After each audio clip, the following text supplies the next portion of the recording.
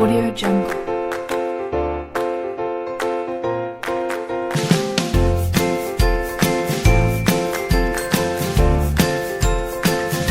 Audio Jungle. Assalamualaikum warahmatullahi wabarakatuh. Selamat pagi. Apa kabar semuanya? Baik, teman-teman. Kita pasti pernah ketika kita memegang gelas yang berisi dengan air panas, maka tangan kita ikut merasakan adanya panas pada air tersebut atau pada gelas tersebut. Nah, begitu juga sebaliknya. Ketika kita memegang air dingin, maka tangan kita akan ikut merasakan air atau gelas tersebut terasa dingin di tangan kita.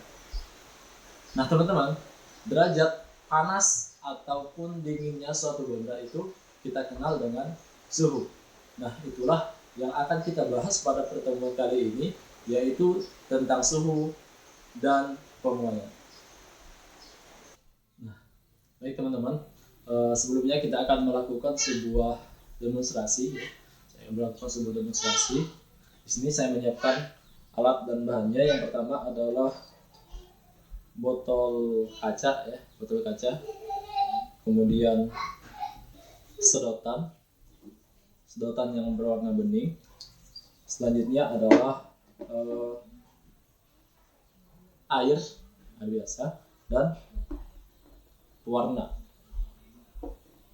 Dan satu lagi adalah pestisida. Nah, jadi teman-teman, yang pertama yang harus kita lakukan adalah kita akan memasukkan air ke dalam botol ini. Nah, kita masukkan airnya.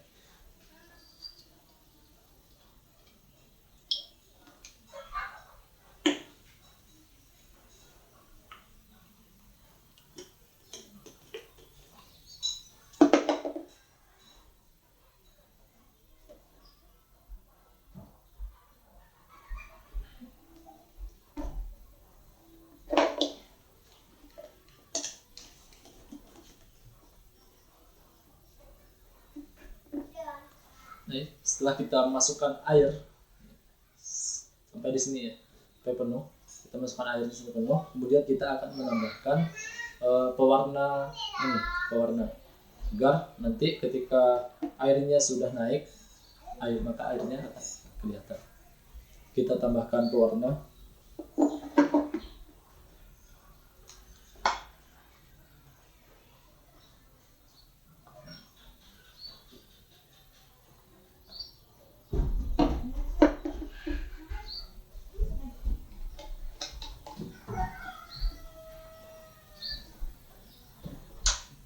Baik, air ini sudah diberikan warna ya. Kemudian selanjutnya adalah kita lobangi tutup botolnya. Ini saya melobanginya pakai paku. Kita lobangi tutup botol dan kita berikan pipet. Kita masukkan pipet ke dalam tutup botol ini. Kita akan menutup botol yang sudah berisi air ini. Kita tutup rapat. Karena masih ada lubang di sekitar pipetnya, maka kita tambahkan pestisida agar lebih tertutup rapat.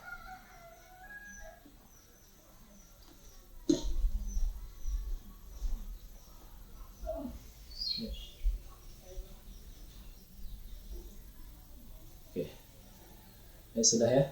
Nah, sekarang selanjutnya adalah kita akan meletakkan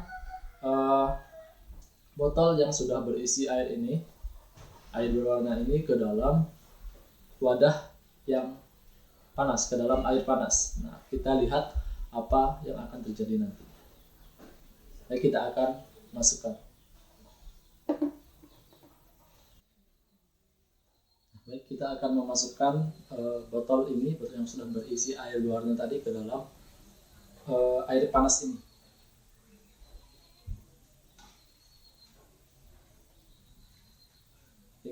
Kita tunggu beberapa saat.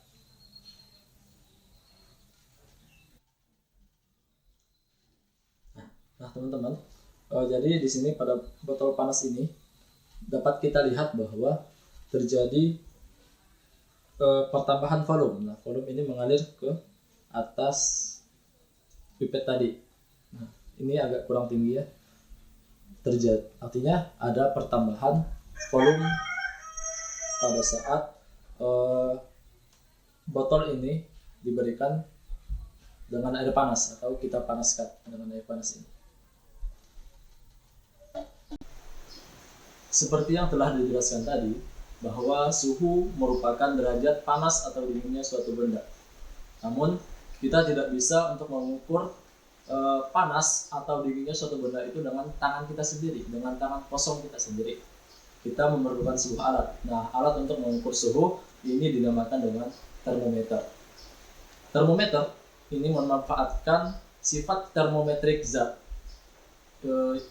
yang dapat berubah ketika ia dipanaskan. Nah, sifat termometrik zat ini dimanfaatkan oleh termometer untuk mengukur suhu.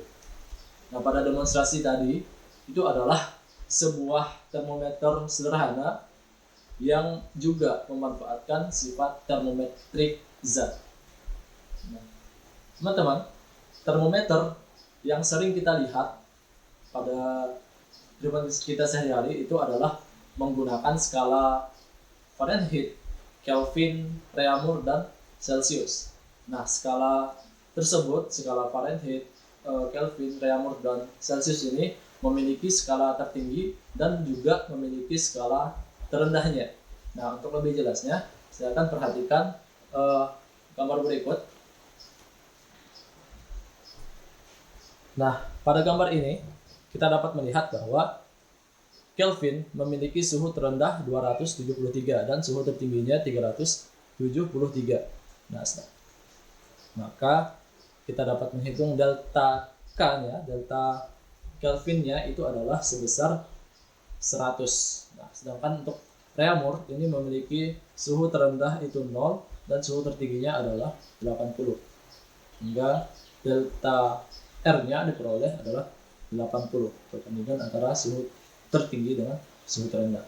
Sedangkan yang Fahrenheit itu memiliki suhu terendah 32 derajat dan suhu tertinggi 212 derajat. Sehingga bisa kita hitung delta F-nya di sini adalah 180.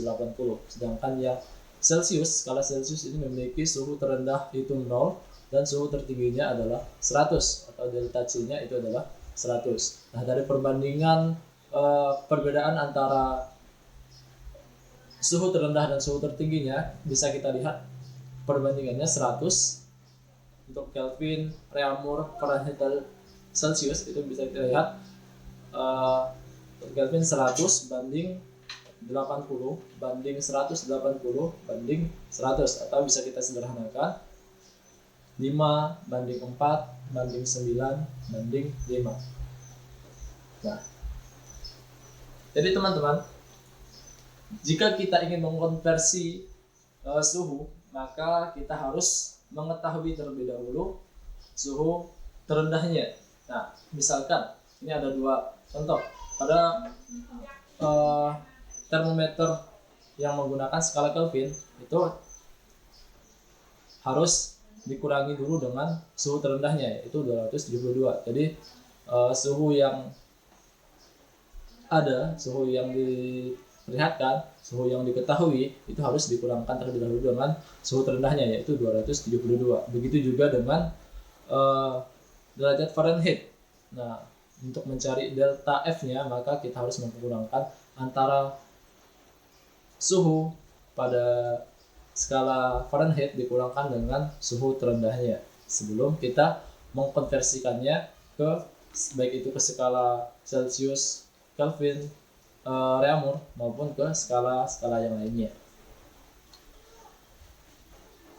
Nah, dengan kita mengetahui skala tertinggi dan skala terendah suatu termometer, maka kita juga pasti akan bisa menghitung termometer sembarang yang memiliki skala bukan yang dalam 4 tadi, tapi kita bisa juga menghitung termometer dengan skala sembarang. Kita bisa mengkonversikannya ke skala Celsius, Reaumur, Kelvin maupun Fahrenheit jika diketahui suhu tertinggi dan suhu terendahnya. Kita kembali lagi ke demonstrasi awal tadi. Nah, kita perhatikan bahwa pada eh, di termometer buatan yang kita buat tadi ada air yang bertambah volumenya. Lalu apakah yang menyebabkan volume pada air tersebut bertambah?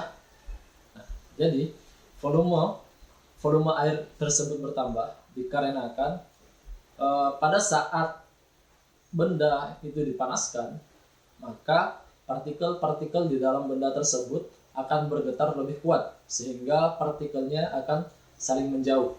Nah, keadaan ini kita namakan dengan keadaan memuai.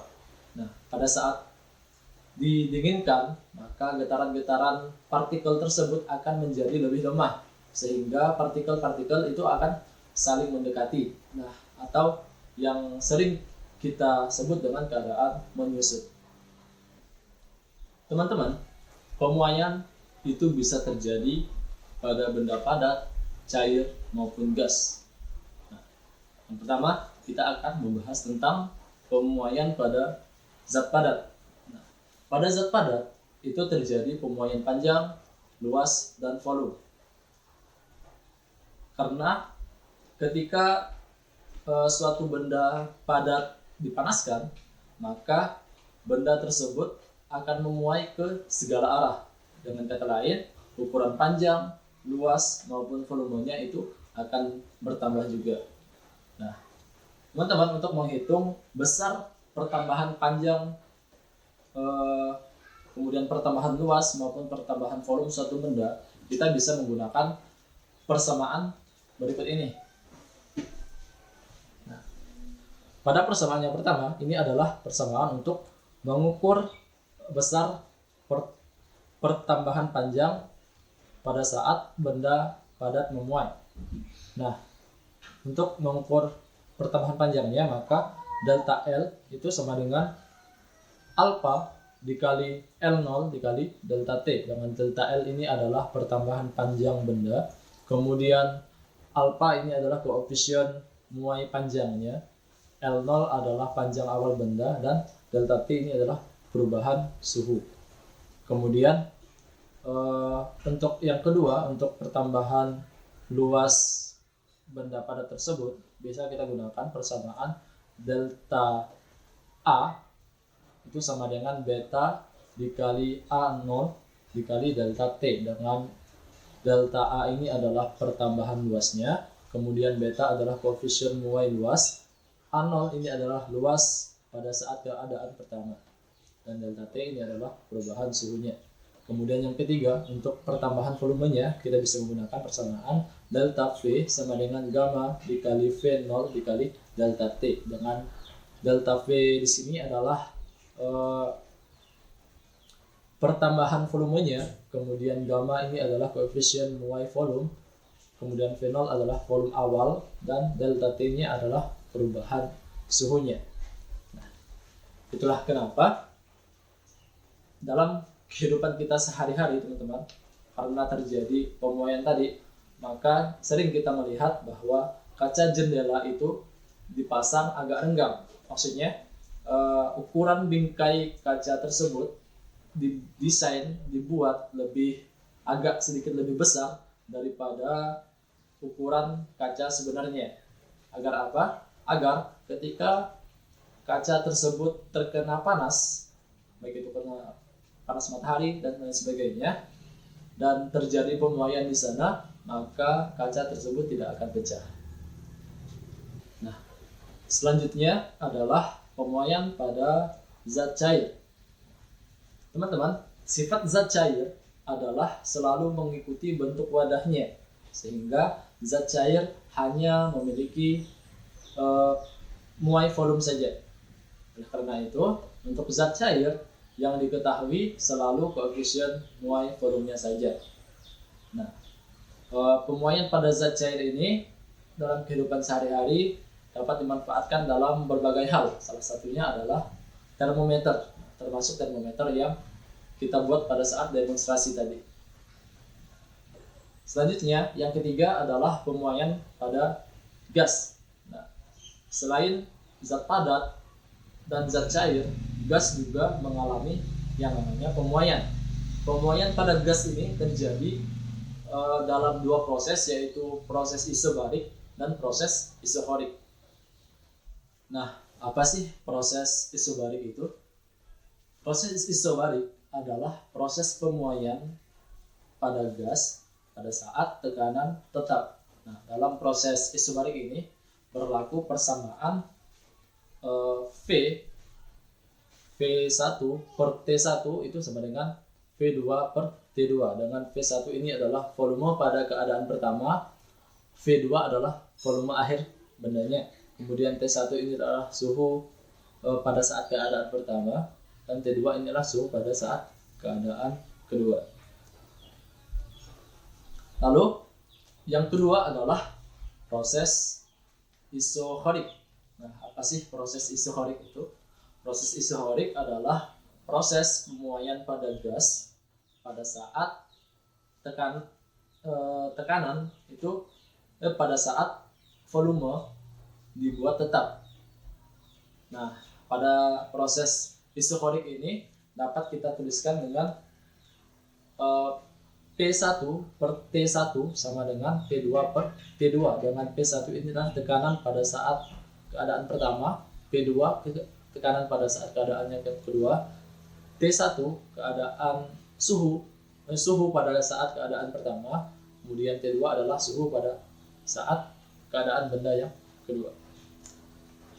Nah, jadi persamaan gas secara isobarik dan isohorik ini dapat kita gabung sehingga muncul 3 buah variabel. Tadi kita cuma melihat dua buah variabel saja.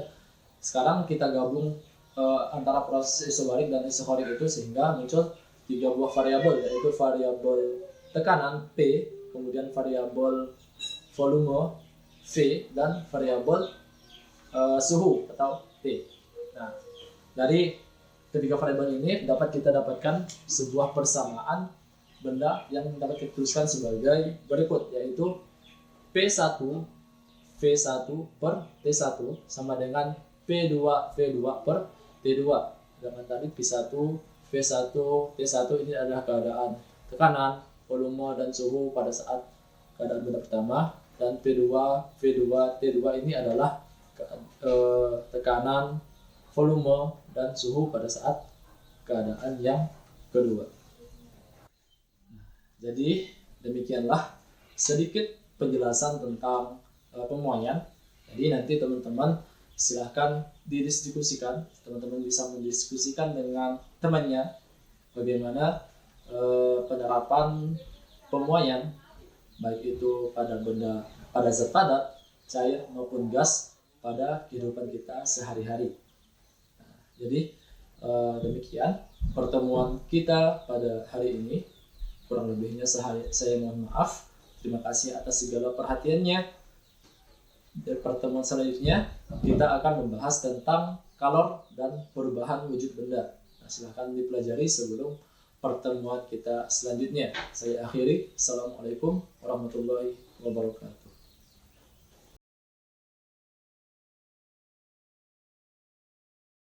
Bismillahirrahmanirrahim. Assalamualaikum warahmatullahi wabarakatuh. Baik, apa kabar semuanya? Semoga kabarnya baik-baik saja. Teman-teman pasti pernah ketika mau buka puasa, terus cuaca sangat panas, kemudian sangat haus, lalu teman-teman memilih untuk meminum air es. Nah, ketika teman-teman ingin meminum air es biar airnya lebih dingin, air yang tadinya hangat, bisa itu air cincau atau air yang lain-lain, ketika agak hangat tidak terlalu dingin, maka teman-teman tambahkan es batu ke dalam air tersebut. Nah, supaya apa? Agar airnya itu menjadi lebih dingin sehingga ketika diminum itu lebih segar bagi kita. Kenapa hal itu bisa terjadi? Nah, itulah yang akan kita pelajari pada hari ini, yaitu tentang kalor dan perubahan wujud. Oke, baik. Jadi di sini saya akan melakukan sebuah demonstrasi. Ya, silahkan diperhatikan demonstrasinya. Di sini saya ada sebotol air biasa, kemudian gelas, dan juga es batu. Nah, pertama sekali kita akan memasukkan air ke dalam gelas ini. air biasa itu ke dalam gelas.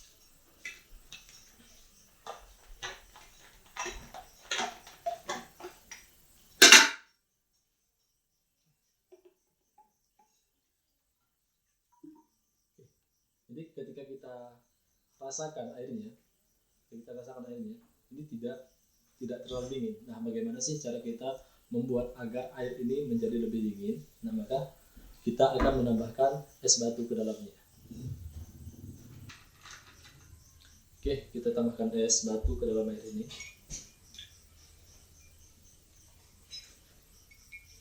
Oke, sekarang kita rasakan airnya.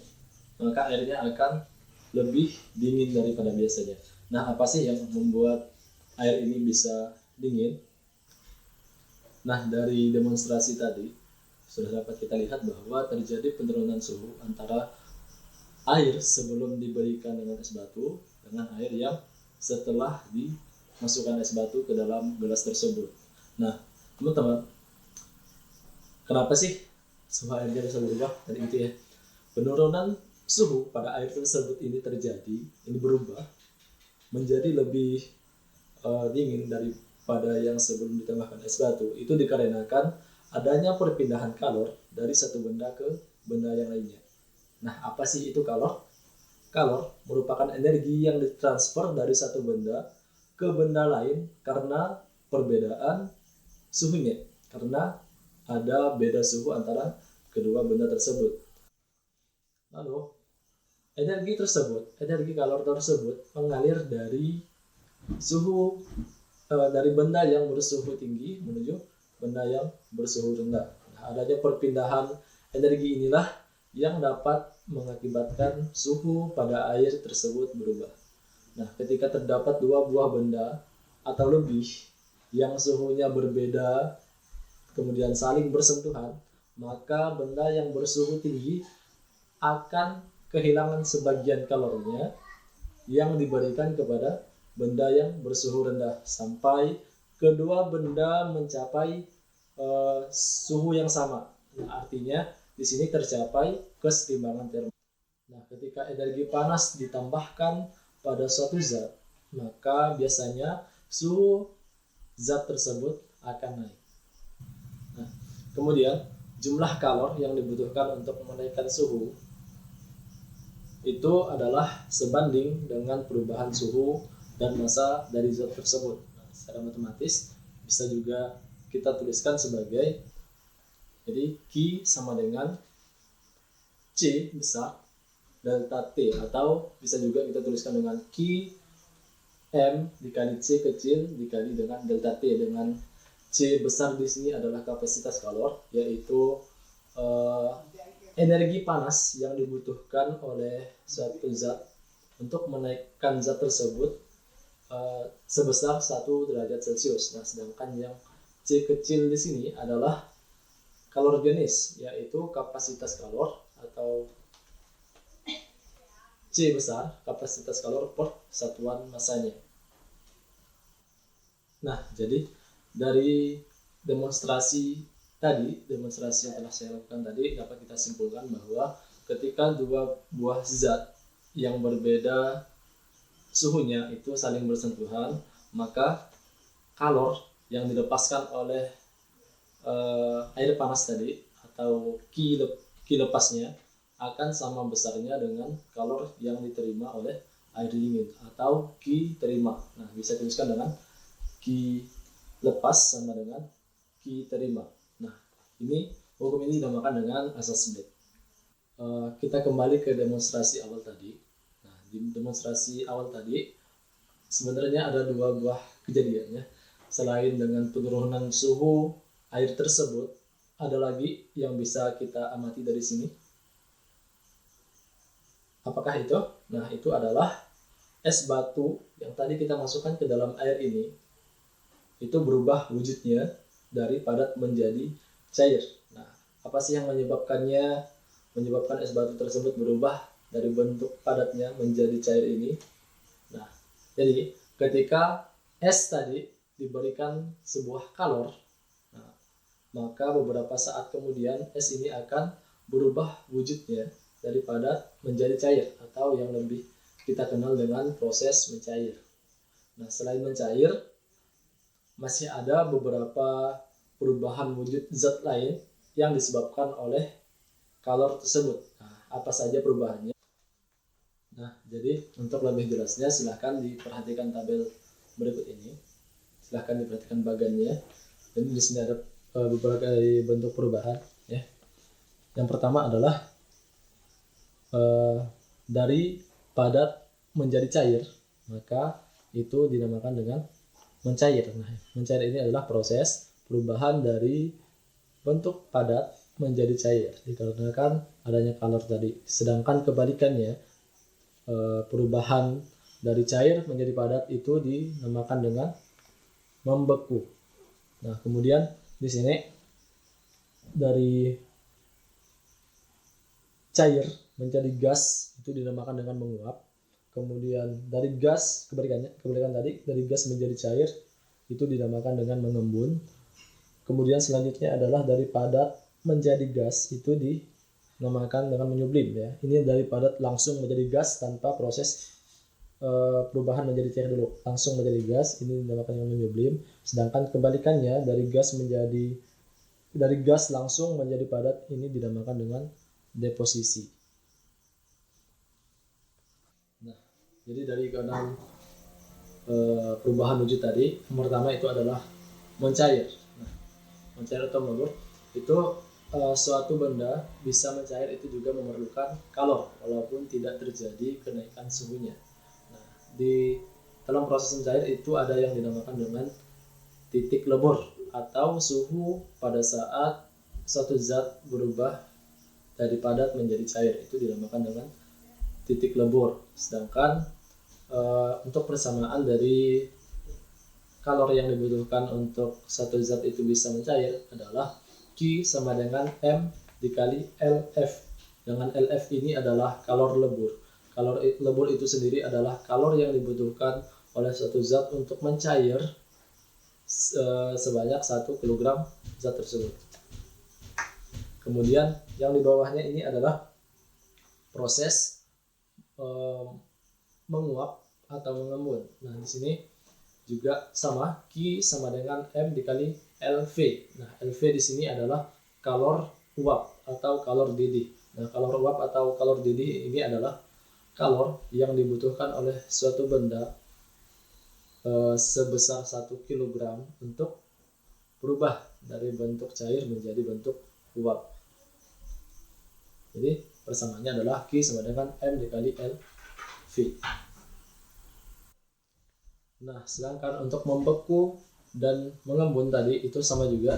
Untuk membeku, karena membeku adalah lawan dari kata mencair tadi, maka menggunakan persamaan yang di atas, Q sama dengan M LF, karena kalor lebur itu sama dengan kalor beku. Kemudian untuk proses mengembun itu menggunakan persamaan yang di bawah, Q sama dengan M dikali LV, karena kalor uap di sini besarnya itu sama dengan kalor embun. Selanjutnya silahkan teman-teman cari di kehidupan teman-teman sehari-hari apa saja sih contoh-contoh dari keenam perubahan wujud tadi, mulai dari mencair, kemudian membeku, menguap, mengembun, kemudian menyublim dan deposisi. Silahkan dicari contohnya masing-masing. Nah, demikian pertemuan kita pada hari ini. Terima kasih atas segala perhatiannya, mohon maaf atas segala kekurangan. Pada pertemuan selanjutnya kita akan membahas tentang perpindahan kalor. Silahkan dipelajari terlebih dahulu. Kemudian saya akhiri. Assalamualaikum warahmatullahi wabarakatuh.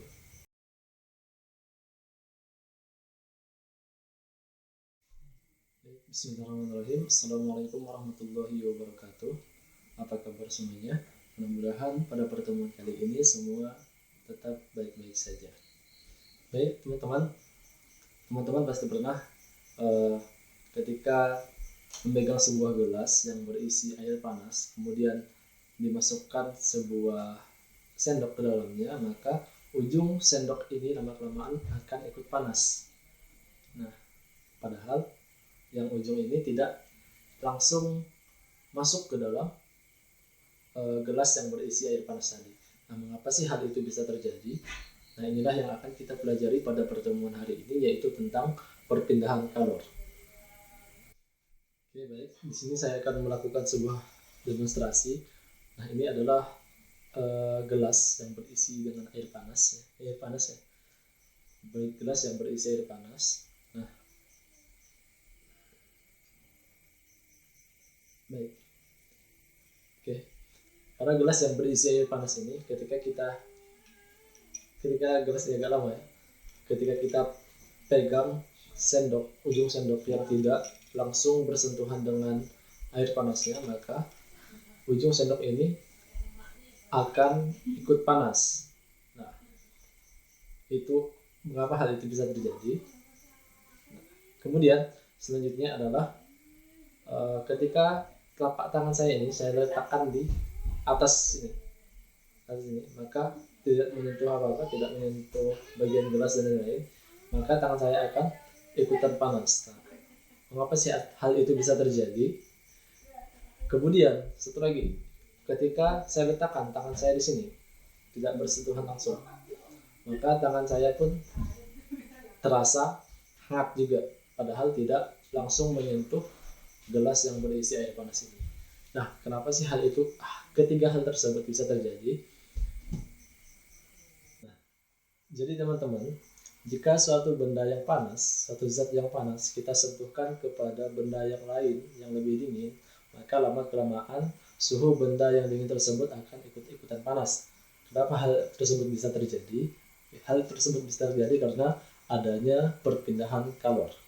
Nah, perpindahan teman-teman, kalor di sini berpindah dari benda seperti yang saya sampaikan pada pertemuan sebelumnya. Kalor berpindah dari benda yang memiliki suhu yang lebih tinggi ke benda yang memiliki suhu yang lebih rendah. Nah, di sini dari demonstrasi tadi ada 3 buah perpindahan kalor. Yang pertama itu adalah konduksi, kemudian yang kedua adalah konveksi, dan yang ketiga adalah radiasi. Nah, pada pertemuan kali ini kita akan membahas ketiga perpindahan kalor ini secara konduksi, konveksi, dan radiasi. Baik, yang pertama kita akan membahas tentang konduksi. Nah, teman-teman, tadi pada demonstrasi saya, ketika sebuah sendok kita celupkan kepada air yang hangat, maka ujung sendok ini lama-kelamaan akan ikut-ikutan panas. Nah, pada proses perpindahan kalor tadi dari ujung sendok yang masuk ke dalam air yang panas tadi dengan ke ujung sendok yang lebih dingin tadi, itu tidak disertai oleh partikel-partikel sendok tersebut. Nah, perpindahan kalor yang tidak disertai dengan partikelnya ini dinamakan dengan konduksi. Perpindahan kalor secara konduksi ini terjadi dalam 2 proses.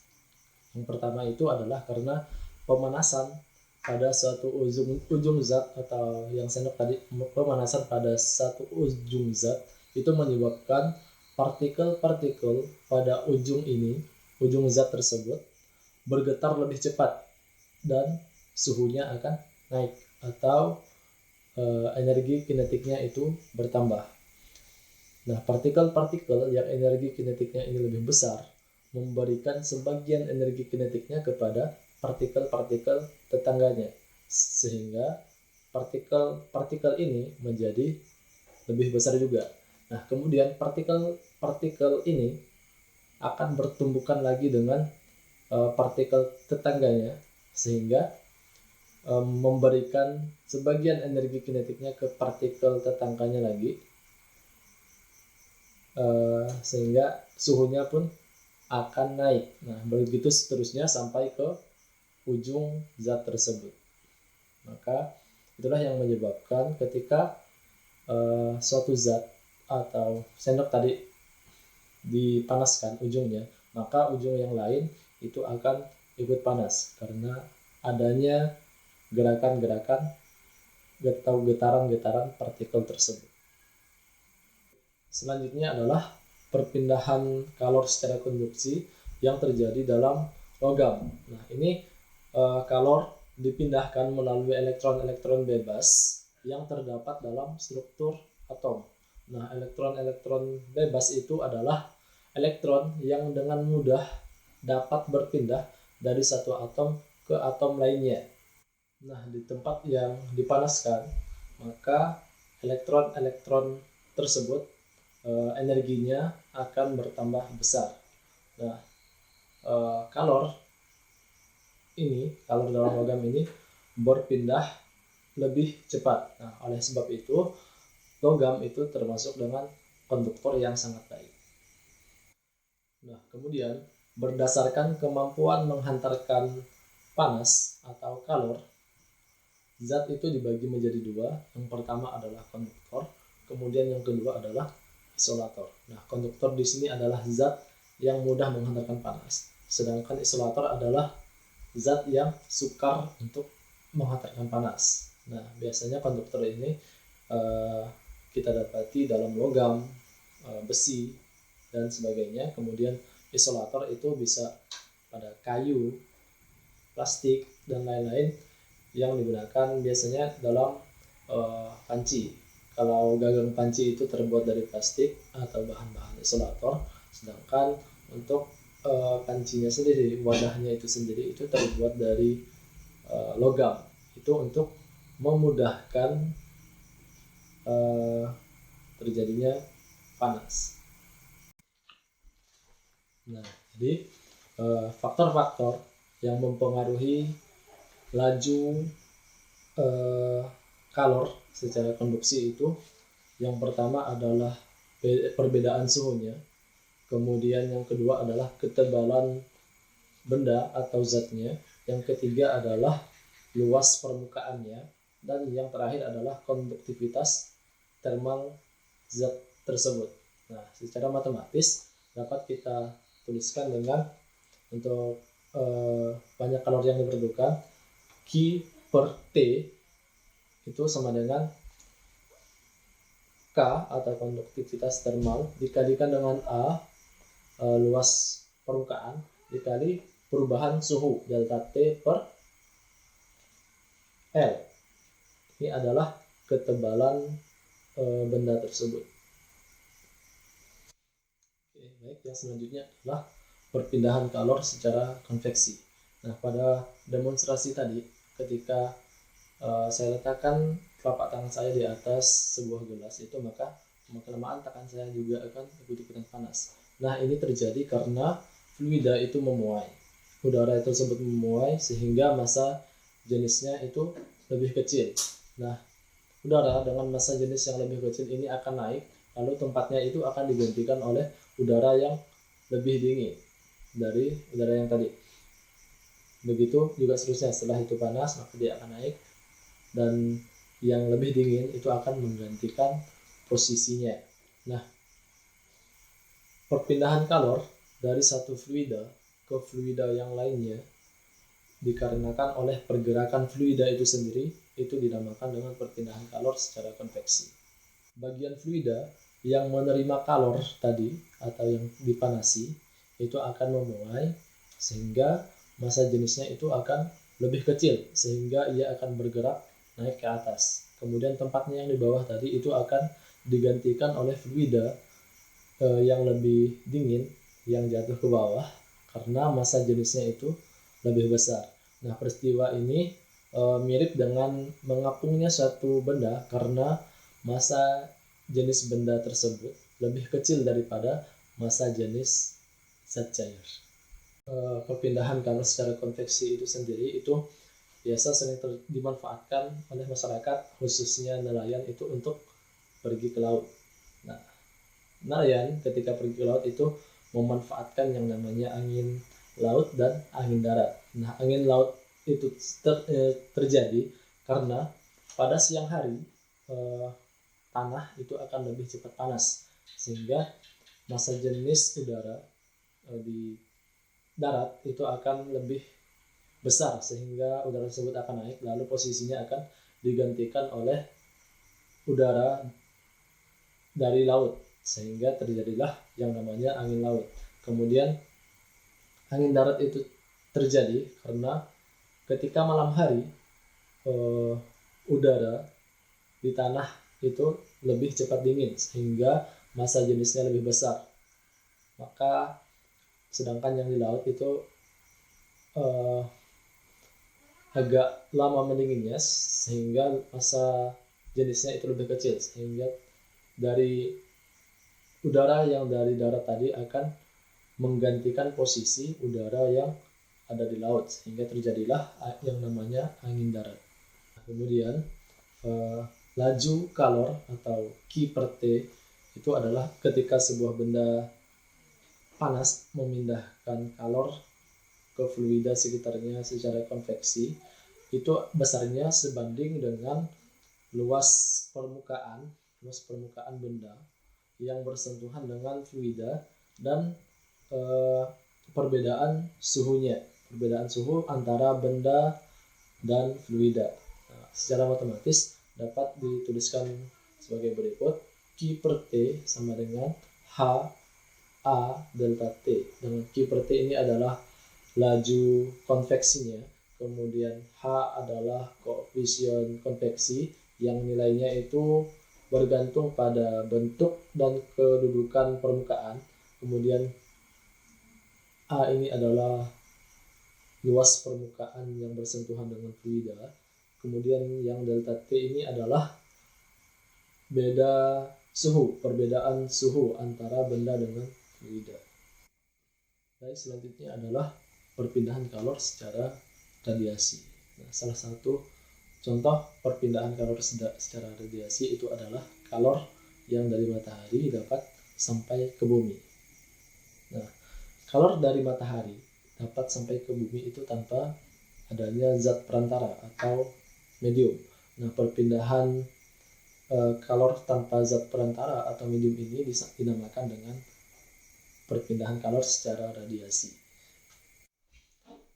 Nah, dalam demonstrasi tadi, ketika saya letakkan tangan saya di samping gelas yang berisi air panas tadi, maka tangan saya ini akan ikutan panas, padahal tidak menyentuh gelas tersebut sama sekali. Nah, ini adalah salah satu contoh juga perpindahan kalor secara radiasi. Nah, dalam perpindahan kalor secara radiasi ada yang namanya penyerap kalor yang baik dan penyerap kalor yang buruk. Nah, penyerap kalor yang baik biasanya itu berupa permukaan yang hitam atau kusam. Nah, permukaan yang hitam atau kusam ini adalah penyerap kalor radiasi yang baik sekaligus pemancar kalor radiasi yang baik juga.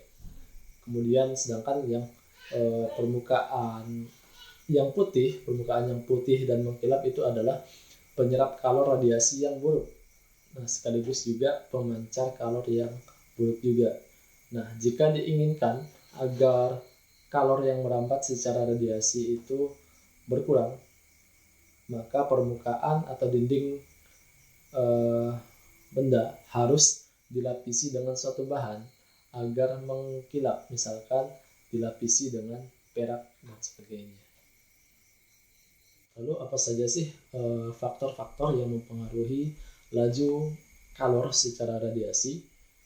Nah, dalam hukum Stephen Boltzmann itu hukum tersebut berbunyi energi yang dipancarkan oleh suatu permukaan hitam dalam bentuk radiasi kalor tiap satuan waktu itu sebanding dengan luas permukaan dan sebanding juga dengan pangkat 4 suhu mutlak permukaan tersebut. Nah, secara matematis dapat kita tuliskan dengan Q per T itu sama dengan sigma A dikali T pangkat 4. Nah, dengan sigma di sini adalah koefisien yang disebut dengan emisivitas. Kemudian yang A ini adalah luas permukaan benda, sedangkan yang T pangkat 4 ini adalah suhu mutlak permukaan tersebut. Sekian pertemuan kita pada hari ini. Jadi untuk seterusnya silahkan dicari contoh-contoh penerapan perpindahan color itu baik secara konduksi, konveksi maupun radiasi. Nah, saya cukupkan pertemuan kita pada hari ini. Terima kasih atas segala perhatiannya. Mohon maaf atas segala kekurangan. Saya akhiri. Assalamualaikum warahmatullahi wabarakatuh. Audio Jungle.